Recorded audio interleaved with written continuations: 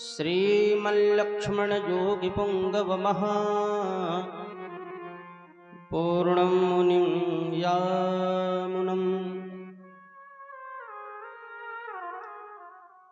रामं पद्मविलोचनं मुनिवरं नाथ सटद्वेषिणं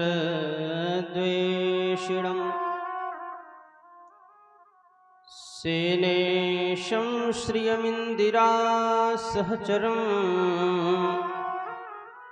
नारायणं संश्रये।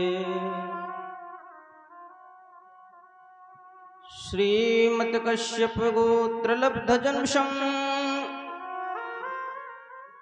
विद्याविभूषोन्नतं सच्छास्त्रार्णवपारगामि विदुषां मान्यं मनोज्ञश्रियं स्वाचार्ये च जगद्गुरौ बुधवरे श्रीवासुदेवे रतं वन्दे वन्दे जगद्गुरुं मुनिवरं श्रीराघवार्यं गुरुं। ध्यायेदाजानुबाहुं धृतशरधनुषं बद्धपदमासनस्थं पीतं वासो वशानं नवकमलदलस्पर्धिनेत्रं प्रसन्नं वामाङ्कारूढसीता मुखकमलमिलल्लोचनं नीरदाभं नानालङ्कारदीप्तं ददतमरुजटामण्डलं रामचन्द्रं मनोजवं मारुततुल्यवेगं जितेन्द्रियं बुद्धिमतां वरिष्ठं वातात्मजं वानरयूथमुख्यं श्रीरामदूतं शरणं प्रपद्ये।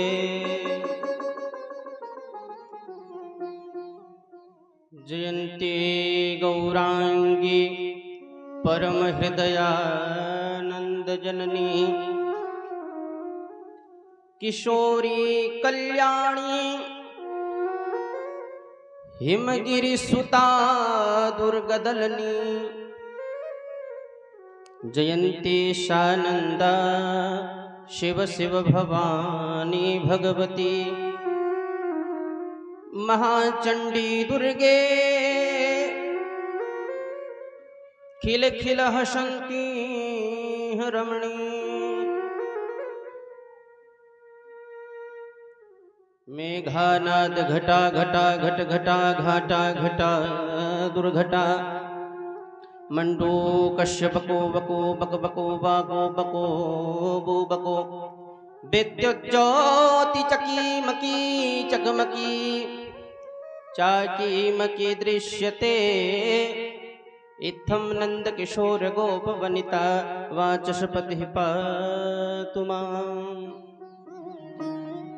यस्याग्रे द्राट द्राट द्रुडद्रुडममलं टंड टंड टंटं तैलं तैलं तु तैलं कुकुकुकुमं खंख खंखा खखंखं डंशं डंशं डंडशं डुडुचकितं भूपकं भूयनालं यस्य ग्राहे शवसति सबलः पातु वा चन्द्रचूर्णः। आइए हनुमान जी विराजे कथा कहूँ मति अनुसार प्रेम सहित गाती धरूं पधारिए पवन कुमार। प्रेम से बोली राजा रामचंद्र भगवान की जय। श्री हनुमान जी महाराज की जय। श्री करुणानिधान सरकार की जय। श्री दुर्गा महारानी की जय। श्री गोस्वामी तुलसीदास जी महाराज की जय। पूज्य सद्गुरुदेव भगवान की जय। जय जय श्री सीता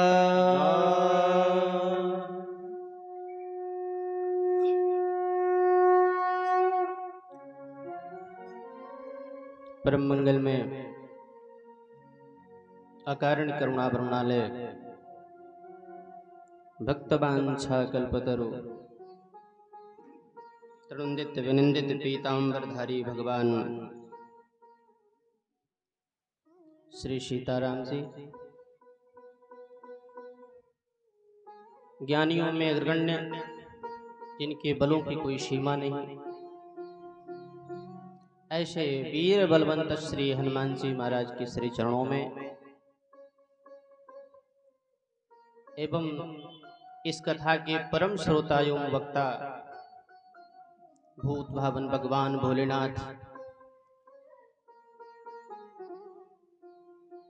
जो सदैव भगवान की कथाओं में, भगवान के गुणगान में उनका चित्त लगा रहता है,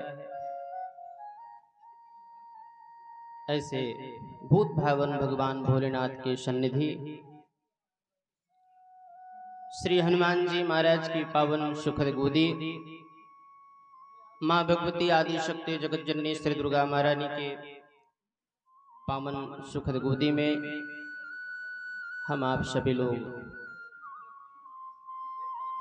भगवान की नाम महिमा गाथा को श्रवण करने के लिए आप सब लोग एकत्रित हुए हैं। पावनी कथा जो निष्क्रिय होने पर, जो निष्क्रिय होने से शांत हैं,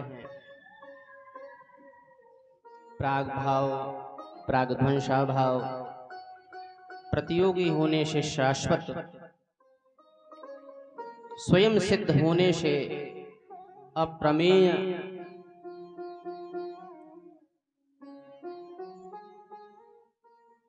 पाप पुण्य से परे होने से अनग, दैवी संपत्ति वाले अथवा देवताओं की अशांति दूर करने वाले से गीवाण शांति प्रद,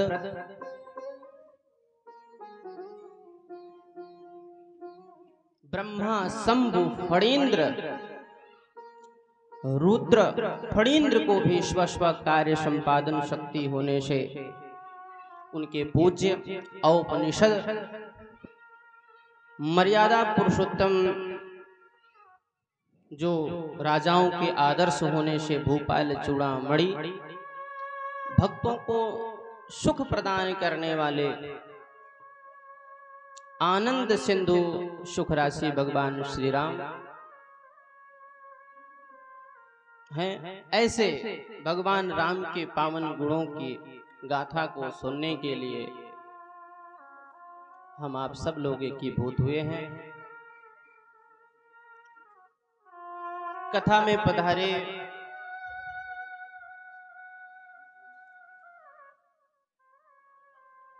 हमारे परम वंदनीय पूजनीय मानस राजहंस, जो मानस के बड़े ही अच्छे विद्वान पूज्य सदगुरुदेव डॉक्टर श्री आरपी ओझा जी महाराज, आपकी पावन सन्निधि आज इस बालक को प्राप्त हुई है, और वह सन्निधि ऐसी है कि सिर्फ और सिर्फ हनुमत चरित्र के लिए।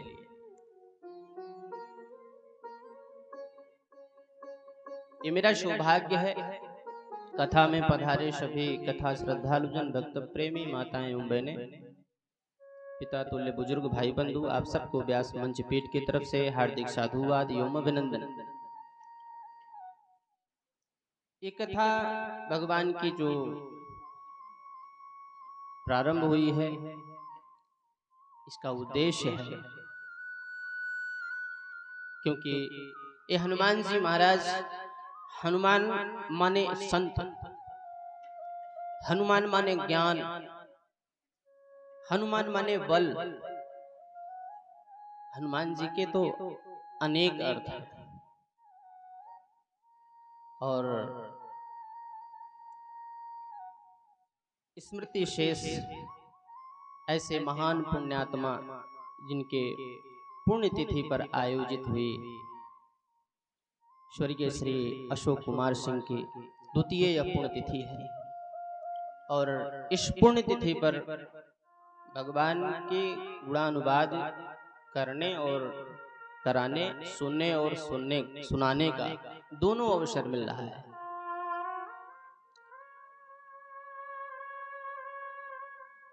अभी मैं जब आया यहाँ तो आपके बारे में बहुत संक्षिप्त रूप से, क्योंकि समय भी गुरुदेव के पास कम ही था,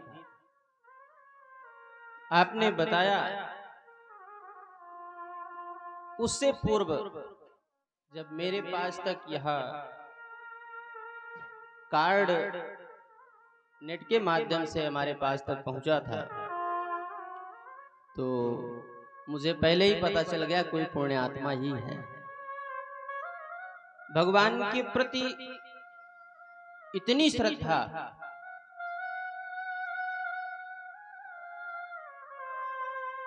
आपकी रही और हनुमान जी में बड़ी ही भक्ति, और बहुत अच्छे वक्ता भी थे, कवि भी थे,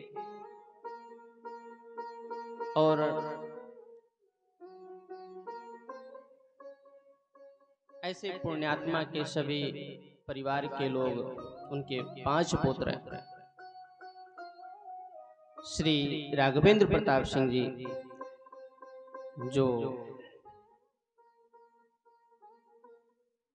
इस महाविद्यालय के प्रबंधक हैं, साथ ही में डॉक्टर कृष्ण प्रताप सिंह पूर्व सांसद जी एवं देवेंद्र प्रताप सिंह, शिवेंद्र प्रताप सिंह, धर्मेंद्र प्रताप सिंह, आप सब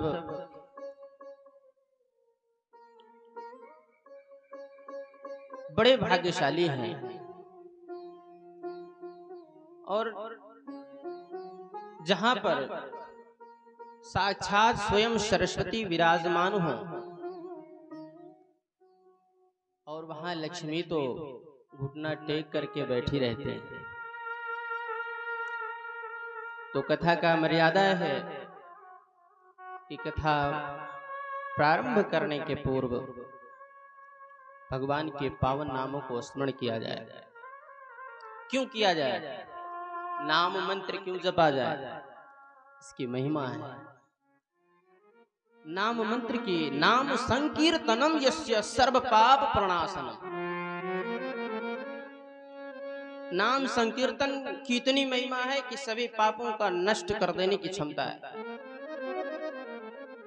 लेकिन यह, इसका अर्थ यह न लगाइएगा कि अभी हम राम नाम ले रहे हैं और इसके बाद जाके फिर कोई पाप कर्म करेंगे तो अगली बार कथा होगी तो फिर नाम संकीर्तन कर लेंगे तो पाप समाप्त हो जाएगा। तो ऐसा नहीं है। इसलिए नाम संकीर्तन ही जो कुछ है सबसे शक्तिशाली है। राम का नाम लेना जिसकी जीवा पर आ गया, मुक्त जीवन हो गया, चारों पदार्थ पा गया। वो 4 पदार्थ कौन है हम उसको भी जानेंगे, धर्म, अर्थ, काम और मोक्ष। लेकिन राम के नाम को लेने से व्यक्ति बाहर और अंदर से शुद्ध होता। वो कैसे?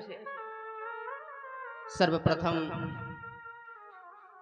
जब आप पूजन में बैठते हैं तो ब्राह्मण देवता विप्र लोग सब एक मंत्र बोलते हैं, ओम अपवित्रः पवित्रो वा सर्वावस्थांगतोऽपि वा यस्मरेत पुंडरीकाक्ष शबाह्याभ्यन्तरः शुचिः।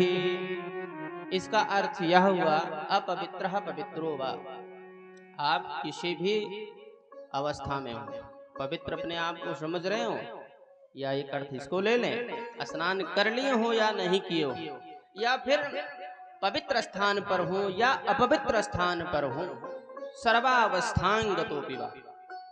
सर्वावस्थांग माने सभी अवस्था में, अपि माने भी, गतोऽपि वा। और आगे कहा यह स्मरेत, यह का अर्थ होता है जो, स्मृत का अर्थ होता है स्मरण करना यानी याद करना। यह स्मृत पुंडरीकाक्ष, पुंडरीकाक्ष कौन है? भगवान नारायण है, भगवान श्री कृष्ण है, भगवान राम है। यह स्मृत पुंडरीकाक्ष, जो भगवान राम को अपने इष्ट देवता को याद कर लेता है, स्मरण कर लेता है, सा बाह्य आभ्यंतरः शुचिः, वह बाह्य माने बाहर और आभ्यंतर माने अंदर, शुचि का अर्थ होता है शुद्ध हो जाता है। तो आइए हम लोग भी भगवान की कथा में सब लोग उपस्थित हैं, तो भगवान के पावन नामों को दोहराते हैं, जिससे हम लोग कहीं कुछ, वैसे तो कथा पंडाल में कथा सुनने के उद्देश्य से अगर कोई अपने घर से चलता है तो उसके अंदर से पाप तो समाप्त ही हो जाता है, क्योंकि सबका मन नहीं लगता कथा सुनने में। तो आइए हम सब लोग भावपूर्वक भगवान के पावन नाम को दोहराते हैं। श्री राम जय जय राम, श्री राम जय जय राम, श्री राम जय जय राम, श्री राम जय जय राम, श्री राम जय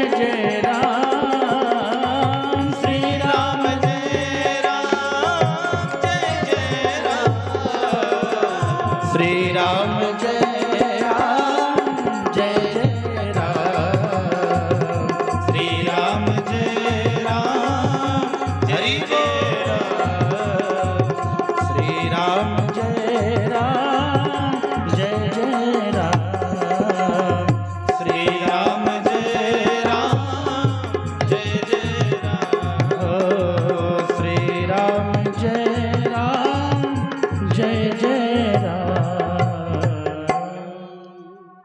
बोले भक्त वत्सल भगवान की जय।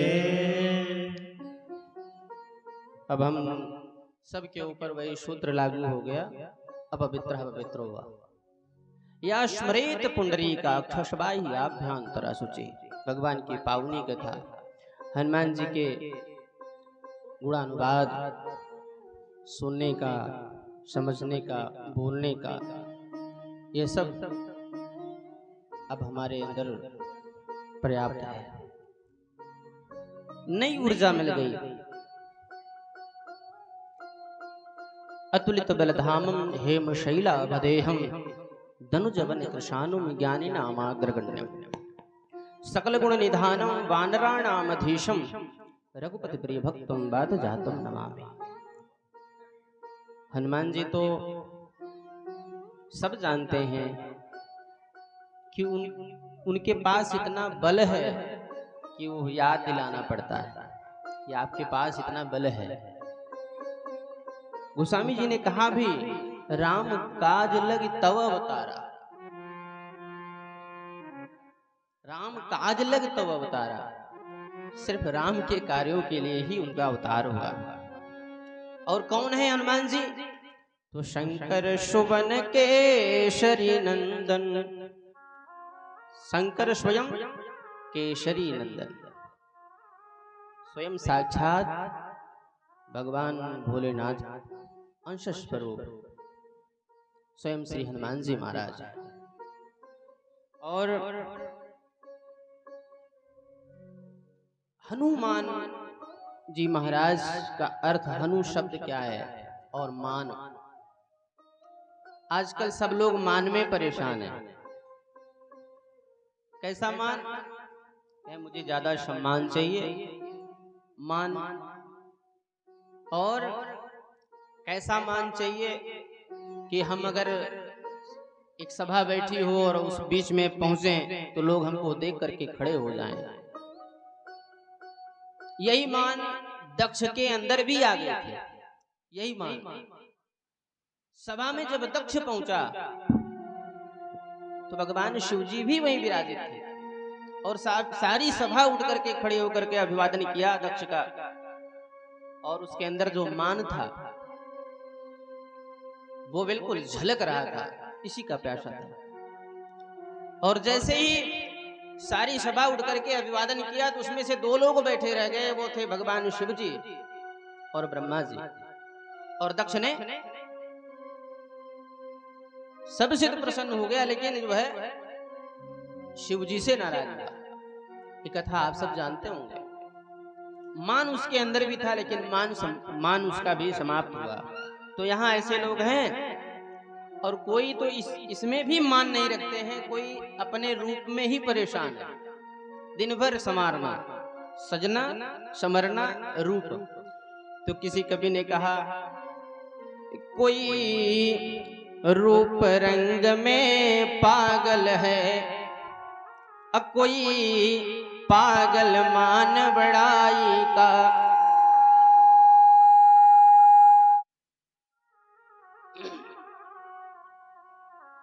कोई रूप रंग में पागल है, कोई पागल मान बड़ाई का। बात समझ रहे ना? पागल मतलब मान, हाँ, अभिमान। कोई पागल मान बड़ाई का, और कोई इससे भी परे है, अब कोई धन वैभव में पागल है। कोई धन वैभव में अभिमानी है, बना है हमारे पास धन बहुत है। अब कोई पागल है चतुराई का, किसी के पास तो कुछ नहीं है लेकिन वो अपने आप को बड़ा चतुर समझते हैं। गांव में एक लोग ऐसे होते हैं, कहीं कोई आयोजन हो तो वो चतुर जी को बुलाइए और वो चतुर जी से ज्ञान ले लीजिए। अपने आप को चतुर समझना, ये भी एक अभिमान है। हम सबसे चतुर हैं, क्या बात है, मेरे पास अगर कुछ नहीं है तो क्या हुआ, चतुर तो हैं। अभी हमसे पूछा होता तो हम बताते। कोई रूप रंग में पागल है, कोई पागल मान बड़ाई का, कोई धन वैभव में पागल है, कोई पागल है चतुराई का, और सबसे बढ़िया वह पागल है जो पागल है रघुराई का। अब आप कहेंगे कि अभिमान तो भगवान के भक्त हैं, ये इसमें आ गया, तो ये तो वाला ठीक है। अभिमान जब भी आया किसी के अंदर, तो उस अभिमान को समाप्त भगवान ने किया है। दक्ष के अंदर अभिमान आया, उसका भी क्या गति हुई आप लोगों ने सुना। पूज्य गुरुदेव भगवान आज हम इनके सन्निधि में रह करके अगर हम कुछ बोलने का सामर्थ्य जुटा पा रहे हैं तो ये हनुमान जी की कृपा है। और फिर शिष्य जो है अपने गुरु के ही सन्निधि में रह करके बोलता है। तो हमारे गुरु जी थे हरियाणा में, पहली कथा मैं बहुत पहले ही गया था, 2013 से कथा कर रहा हूँ, तो वहां हमको दे दिए बोलने के लिए। तो गुरु जी सामने बैठ गए, तो हमने मंच से जो है कहा कि गुरु जी पहले बता के आए थे कि आप हमारे सामने ना रहिएगा, नहीं तो बोल नहीं पाऊंगा। ये आशीर्वाद है। जब जब किसी के अंदर अभिमान आया तो भगवान उस अभिमान को समाप्त किए। अभिमान कैसा होना चाहिए? बोले अभिमान गुरु के प्रति होना चाहिए। गुरु ऐसा हो उसके प्रति अभिमान हो कि हमारा गुरु सर्व सामर्थ्यवान है, हमारा आचार्य, हमारे आचार्य जी परम विद्वान है। हाँ? जिसके गुरुजी बलवान हो और उसका चेला पहलवान क्यों नहीं होगा? तो अभिमान गुरु के प्रति हो, आचार्य के प्रति हो, भगवान के प्रति हो अभिमान की हम राम जी के हैं, राम जी हमारे हैं। ये हनुमान है। अब हनुमान जी की विशेषता भी मैं बता दूं, क्योंकि सब कम समय में आपको विशेषता मैं बताते जा रहा हूं जो भगवान श्री हनुमान जी के। और हनुमान जी ही एक ऐसे देवता हैं जो बहुत जल्दी सुन लेते हैं। अभी चर्चा हुई कि बाबूजी के पुण्य तिथि पर जो कथा चल रही है या शुरू होने जा रही है, विगत वर्ष भी कथा हुई, तो वो ऐसे थे कि हनुमान जी के ऊपर पूर्ण श्रद्धा थी, उनकी पूर्ण श्रद्धा थी। दूर से, कहीं दूर से भी आना होता तो प्रतिदिन वो आते थे। ऐसा था क्या गुरुजी? प्रतिदिन आते थे हनुमान जी का दर्शन करने, पूजन करने। सो ऐसे हनुमान जी महाराज का पराक्रम तो देखिए आप। एक बार द्वारिकाधीश भगवान ने देखा कि गरुड़ के अंदर अभिमान आ गया। उसको ये लगता है कि अगर वो इतना वेग से न उड़े तो हम पहुंच ही ना पाए। उसके अंदर भगवान ने अभिमान देखा गरुड़ के अंदर, और भगवान ने कहा कि गरुड़ यहाँ बुलाया। गरुड़ जी ने कहा कि जी स्वामी जी बताइए, आदेश करें। भगवान ने कहा कि देखो, त्रेता युग में जब मैं यहाँ आया था इस धरती पर, तो उस युग में जो मेरा एक भक्त है वो भक्त हनुमान है। और वो रहता गंधमाल पर्वत पर। तो तुम वहां जाकर के उसे कह देना मेरे भक्त से कि तुम्हें द्वारिकाधीश बुलाए। सो गरुड़ जी ने कहा कि ठीक है, मैं जाता हूं। भगवान को भक्त की याद आती है, मिलने की उत्सुकता रहती है कि कब मेरा भक्त मेरे सामने आ जाए। आज कृष्णावतार में भगवान मिलना चाह रहे हैं। सो गरुड़ जी के अभिमान को भी नष्ट करना चाह रहे हैं। और गरुड़ जी गए।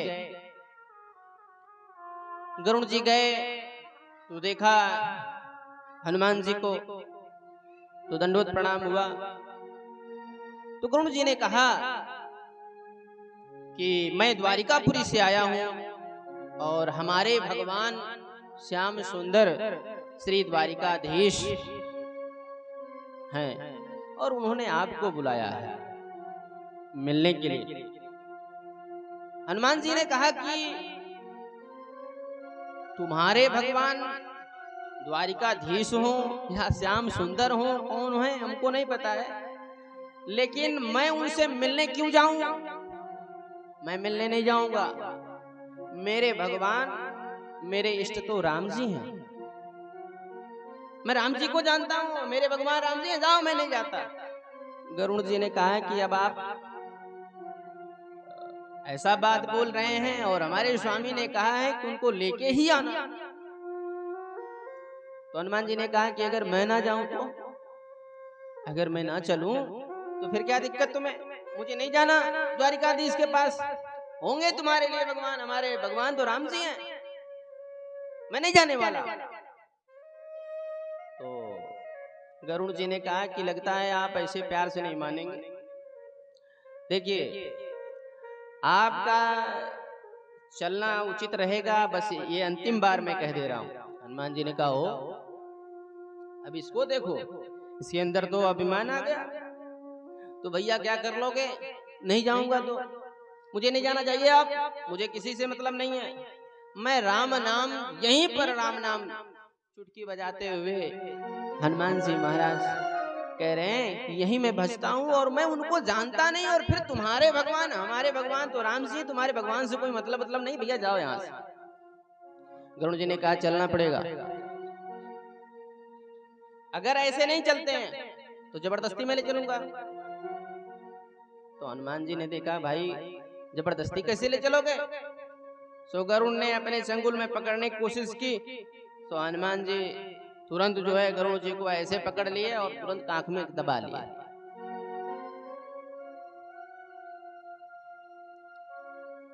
सो थोड़ी देर छटपटाते रहे, तो हनुमान जी ने छोड़ा, बोले अब ले चलोगे? तो गरुड़ जी को लगा कि भाई ये तो इतना ताकत है, तुरंत पकड़ लिया, दबा दिया मुझे। फिर याद आया, रे अभी हमको कहाँ जानता है। गरुड़ ने कहा कि चलना पड़ेगा तुम्हें। तो हनुमान जी ने ऐसे फेंका, ऐसे हाथ किया, तो जाकर के समुद्र में गिरे गरुड़ जी। अब वहां गिरे जब समुद्र में, तो उनके पंख जो है सब भीग गए। जैसे तैसे द्वारिकापुरी पहुंचे। भगवान ने पूछा क्या हुआ?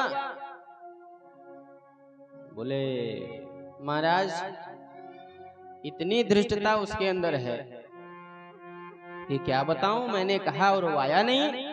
फिर क्या हुआ? बोले अब बताने लायक नहीं है कुछ। अच्छा एक बार फिर चला जा, एक बार जाके कह देना कि बुला रहे हैं, इस बार लेके आना तू। याद आया नहीं, अब तो जीत जाऊंगा इस बार। तो गरुड़ जी गए। गरुड़ जी ने कहा ए बानर, चलो हमारे द्वारिकाधीश भगवान बुलाए तुम्हें। बोले हमारे राम जी भगवान है, हमारे राम भगवान है, हम तुम्हारे द्वारिकाधीश को नहीं जानते, तुमको जहाँ जाना है जाओ। बोले इस बार नहीं चले, मैं तुम्हें जबरदस्ती ले चलूंगा। बोले याद है ना? बोले वो तो थोड़ी सी चूक हो गई, मैं ध्यान दिया नहीं, बस पकड़ने को जैसे झपट्टा मार पकड़ने की कोशिश की गरुड़ जी ने, वैसे हनुमान जी ने पकड़ा, गरुड़ जी को अपने कांख में दबा लिया। अब महाराज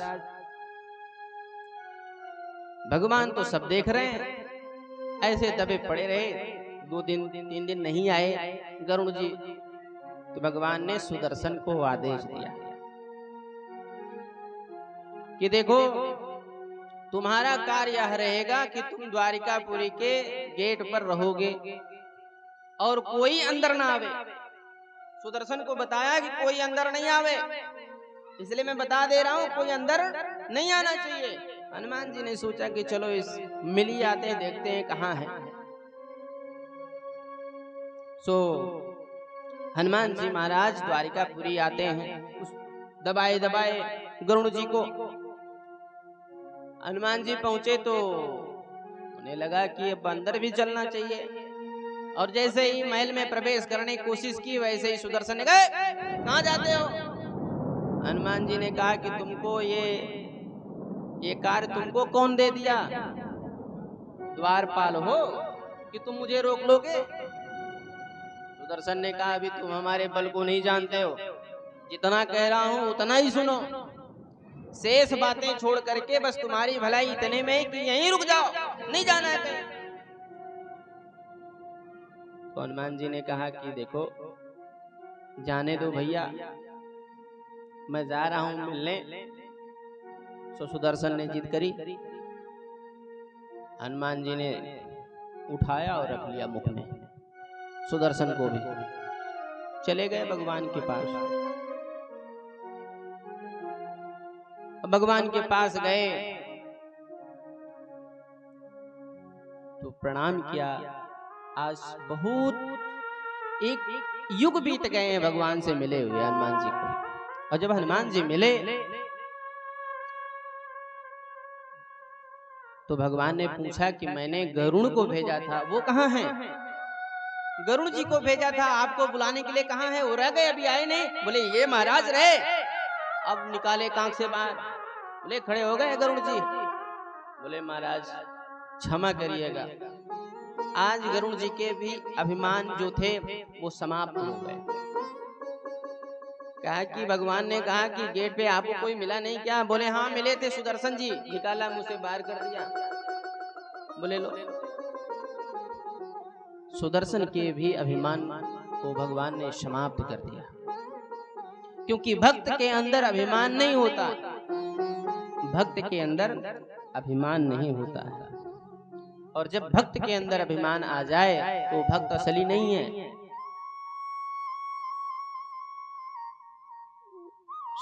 भगवान ने हनुमान जी के लिए कुछ खाने को मंगाया तो हनुमान जी ने कहा कि प्रभु इससे मेरा पेट भरने वाला नहीं है, मुझे तो कहीं बाग बगीचे में छोड़ दो, जहाँ फल वगैरह लगे हों वहां से मैं खा लूंगा, क्योंकि मेरा स्वभाव बंदरों का है। तो ये पेड़ा वगैरह आप ही खाना और लोग खाएंगे यहाँ, लेकिन मेरा स्वभाव जो है फल खाने का है, तो मैं फल स्वयं तोड़ लूंगा। भगवान ने कहा कि ठीक है। उस द्वारिकापुरी में रह रहे जितने द्वारिकापुरवासी थे, जिनका काम था युद्ध करना, वो पहलवान थे, उनको अपने ताकत पर अभिमान था, उनको अपने ताकत पर अभिमान था। तो भगवान ने सोचा कि इनको बगीचे में छोड़ देंगे तो सही रहेगा। सबके अभिमान का मान मर्दन करने के लिए स्वयं भगवान हनुमान जी को कहते हैं कि आप जाइए मेरे बगीचे में, जो खाना हो सो खाइए। हनुमान जी ने भगवान को प्रणाम किया और बगीचे में प्रवेश किए। इतने में जो रखवाले थे, अरे बंदर तू कहाँ आ गया, चल निकल बाहर। अब वो हनुमान जी थोड़ा क्रोधित हुए, उछल कूद करके कुछ खाने लगे। अब एक दो लोगों से बात बनी नहीं, द्वारिकापुरी में जितने जितने ताकत वाले थे पहलवान लोग सब आ गए। और जब सब आ गए तो हनुमान जी से युद्ध करना शुरू किया। हनुमान जी ने एक वृक्ष उखाड़ा और एक ही बार में सबको पटक दिया महाराज, सब धराशायी हो गए। और फल खाया और फल खा करके भगवान के पास आए। और बगीचों में इतने पहलवान गिरे पड़े, उनके भी ताकत, जिनको अभिमान था अपने ताकत पर, अपने बल पर, भगवान ने उनके अभिमान को समाप्त किया। और भगवान स्वयं साक्षात गोविंद, कथा में आप सब सुनते हैं भगवान ने दूध चुराया, दही चुराया, घी चुराया, दही मक्खन चुराया। वास्तव में जो दूध है, भगवान ने दूध अगर चुराया है तो अपने भक्तों के हृदय से दुख को चुराया है, दुख को चुराया है। और भगवान ने अगर चुराया है गोपियों के घर से तो दधी, तो उनकी बुद्धि जो कुबुद्धि थी उसको शुद्ध कर दिया भगवान ने दधी चुरा करके और खा करके। अपने भी पाए, अपने ग्वाल बालों को भी पवाए।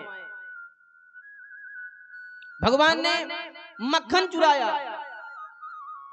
कई बार लोग कहते हैं भगवान चोरी किए, हम भी चोरी कर लेंगे। तो क्या हुआ महाराज, हम ही चोरी करके पी लिए। लेकिन यह बात उनको नहीं पता है, मद धन खन है, मद धन खन मक्खन। जिसके अंदर अहंकार था भगवान ने उसको भी चुरा लिया। दूध दही मक्खन में हम इन शब्दों से खाने के लिए सोचते हैं कि दूध है, दही है, मक्खन है, लेकिन भगवान ने अगर चुराया है तो अभिमान को भी चुरा दिया।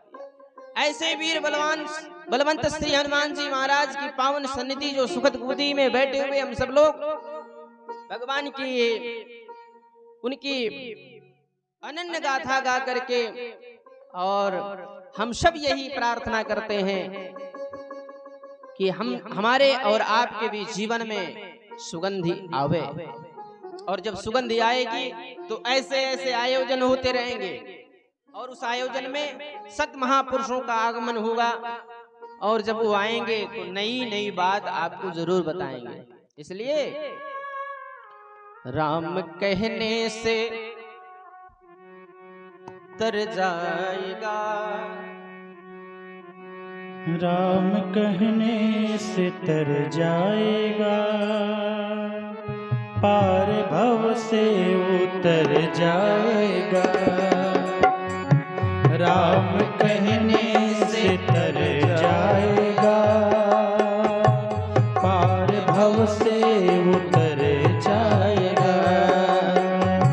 राम कहने से तर जाएगा, पार भव से उतर जाएगा।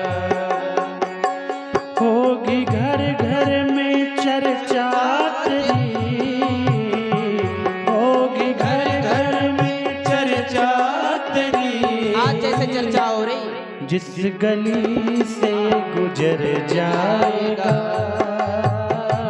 जिस गली से गुजर जाएगा। राम कहने से तर जाएगा, पार भव से उतर जाएगा। राम कहने से तर जाएगा, पार भव से उतर जाएगा। जय हो राम कहने।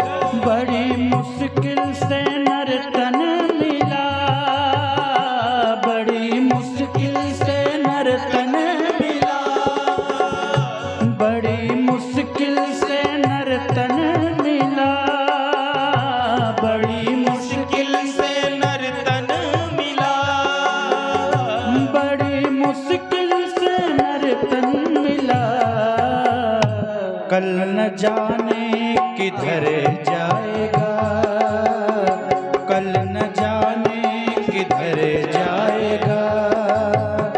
राम कहने से तर जाएगा, पार भव से उतर जाएगा।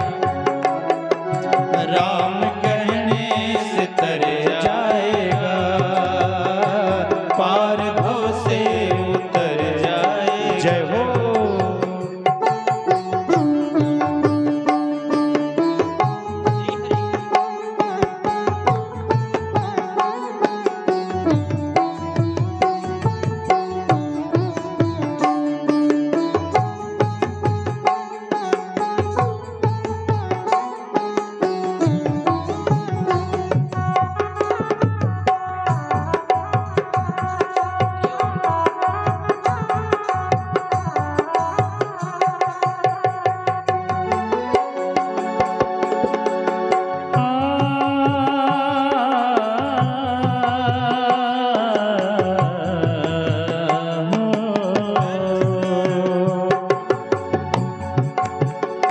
अपना दामन तो फैला जरा, अपना दामन तो फैला जरा, अपना दामन तो फैला जरा, अपना दामन तो फैला जरा, अपना दामन तो फैला जरा, कोई दाता भर जाएगा, कोई दाता भर जाएगा, राम कहने से तर जाएगा, पार भव से उतर जाएगा, राम कहने से तर जाएगा, पार भव से उतर जाएगा।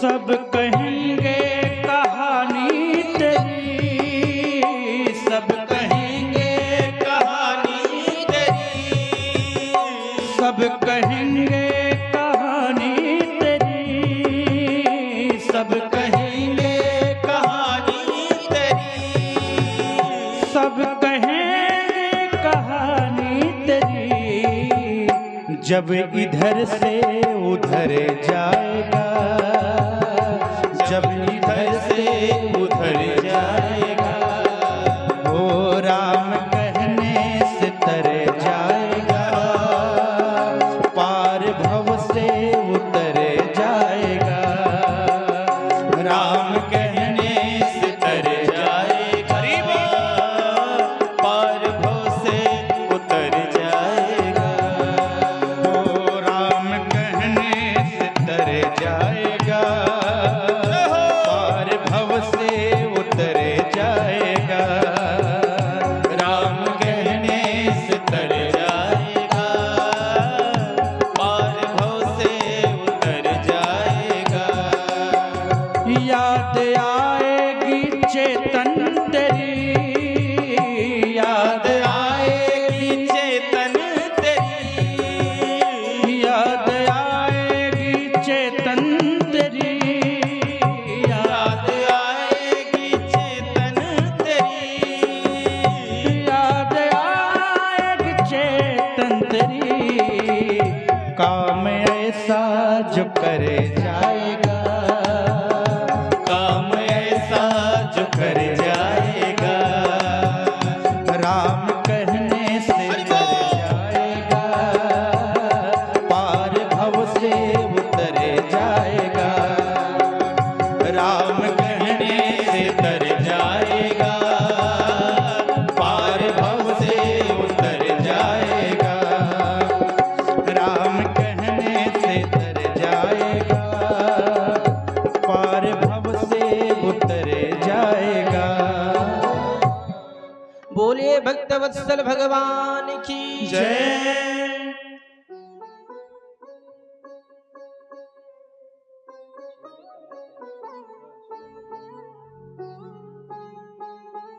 तो राम कहने से तर जाएगा, पार भव से उतर जाएगा।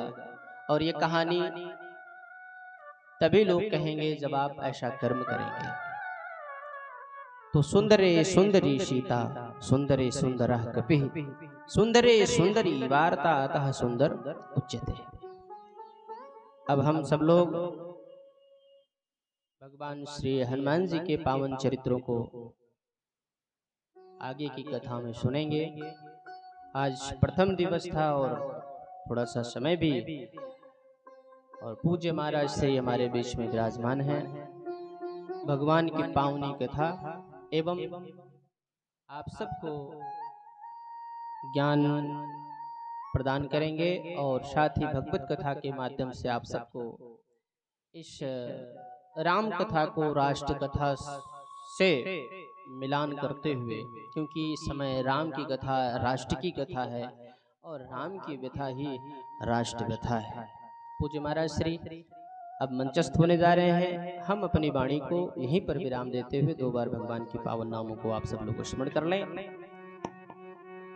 सीताराम सीताराम सीताराम जय सीताराम। सीताराम सीताराम सीताराम जय सीताराम। राधे श्याम राधे श्याम जय राधे श्याम। राधे श्याम राधे श्याम राधे श्याम जय राधे श्याम। सीताराम सीताराम सीताराम जय सीताराम। सीताराम सीताराम सीताराम जय सीताराम। बोले श्री सीताराम जी महाराज की जय। श्री हनुमान जी महाराज की जय। जय जय श्री सीता।